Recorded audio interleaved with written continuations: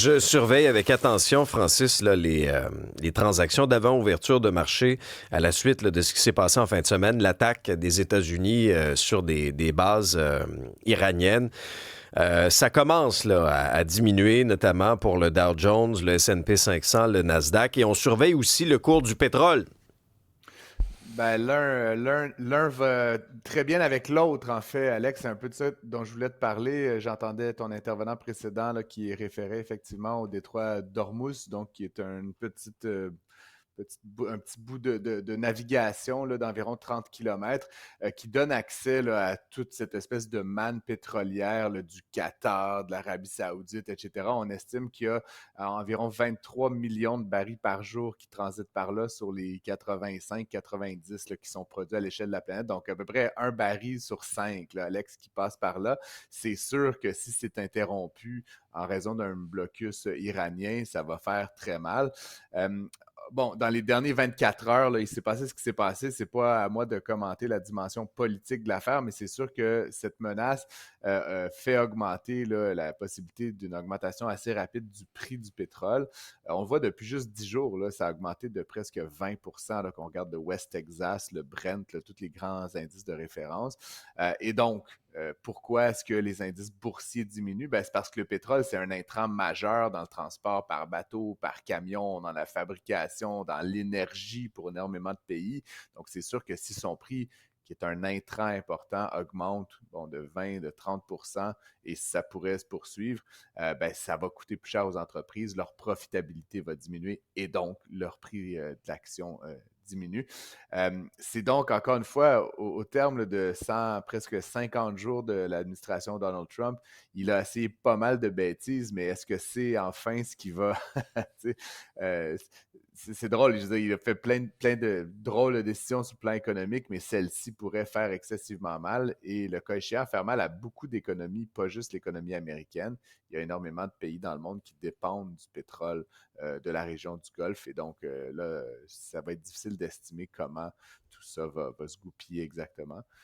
Le silence de la Chine, d'ailleurs, est étrange. Hein? Puis on sait que la Chine, bon, ils ont toujours ce plan là, sur 1000 ans, dit-on, là, mais si éventuellement ça finit par les affecter sur le prix de leur énergie, parce que c'est un pays qui consomme énormément de ressources non renouvelables, ils pourraient être de plus en plus intéressés à ce que justement le conflit soit apaisé, ne serait-ce que pour cette dimension économique-là, Dans Alex. le cas du détroit dont tu fais référence, le détroit d'Ormuz, 20 de tout ce qui est gaz, tout ce qui est pétrole mondial passe par là. Puis d'ailleurs, la question a été posée à Marco Rubio, le secrétaire d'État.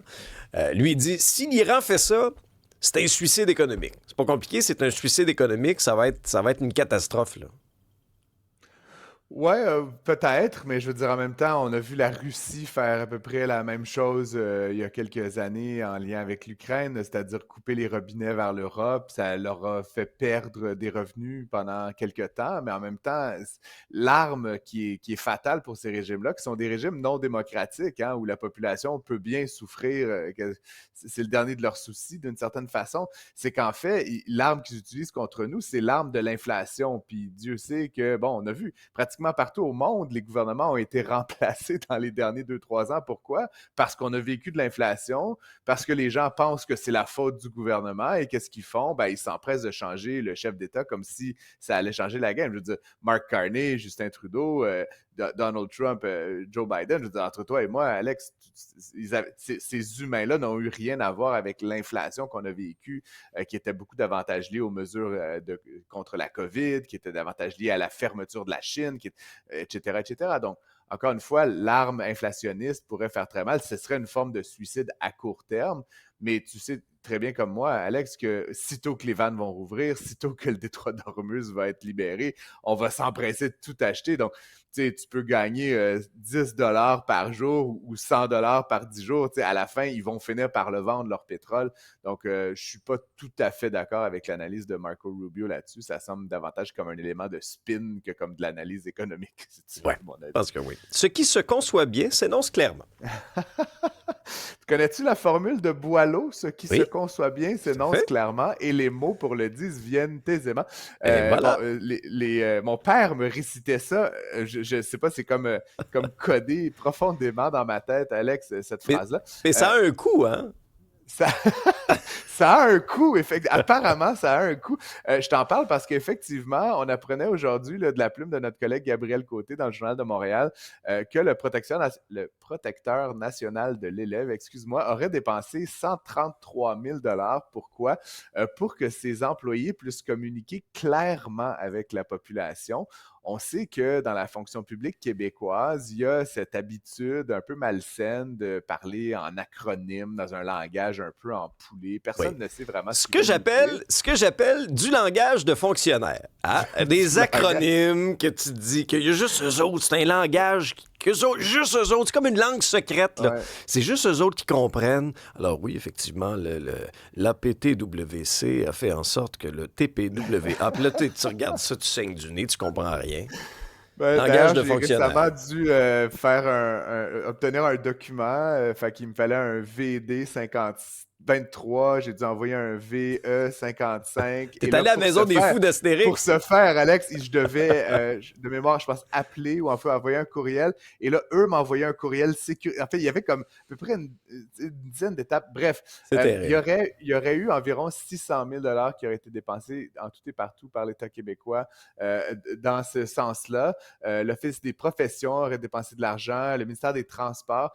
En même temps, Alex, je suis comme pris d'un doute parce que je vois le ridicule, je comprends que des gens puissent être fâchés sur ces importantes dépenses, mais en même temps, je me dis, tu sais, quelle valeur est-ce que ça a un fonctionnaire qui te parle dans une langue que tu peux le comprendre ou la comprendre? Et je me dis, pour de vrai, là, je suis peut-être prêt à payer, moi, comme contribuable, quelques dollars pour la clarté, tu sais. Donc, ultimement... Ça devrait pas être un prérequis à l'embauche, ça, en partant? Pourquoi il faut les former pour qu'ils sachent s'exprimer au salaire qu'on les paye? C'est pas la base, ça?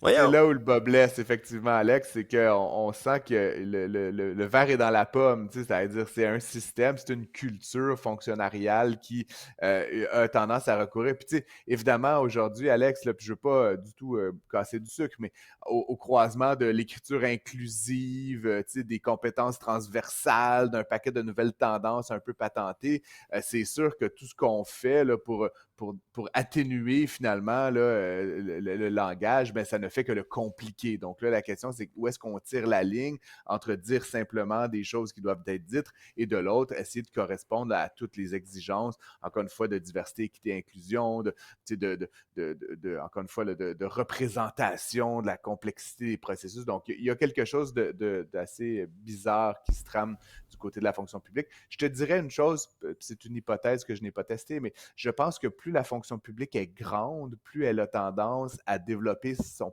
propre langage. C'est comme un État dans l'État. Éventuellement, peut-être qu'il y a les gens qui vont parler le français de France, le québécois et le québécois fonctionnaire. Donc, ultimement, c'est peut-être pour les ramener sur terre un petit peu qu'on a besoin d'investir quelques centaines de milliers de dollars. Mais enfin, là, ce qui se conçoit bien s'énonce clairement et les mots pour le dire viennent aisément. Je voulais quand même, c'est celles qui n'ont jamais entendu cette phrase-là, Alex, je trouve que j'ai quasiment envie de me la faire tatouer là, à un moment donné.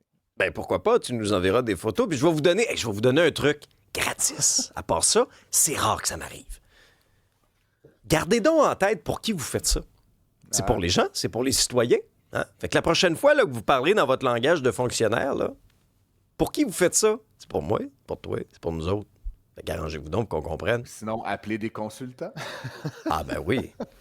Ça va nous faire... Moi, je pense que ça fait trop longtemps que je travaille au privé, Francis. Parce que quand je lis des choses comme ça, je trouve ça tellement aberrant que c'est pas déjà à la base là, un critère. Ben non. Faut les former pour qu'ils sachent s'exprimer pour qu'on comprenne de quoi ils parlent. En effet, drôle d'histoire. Salut.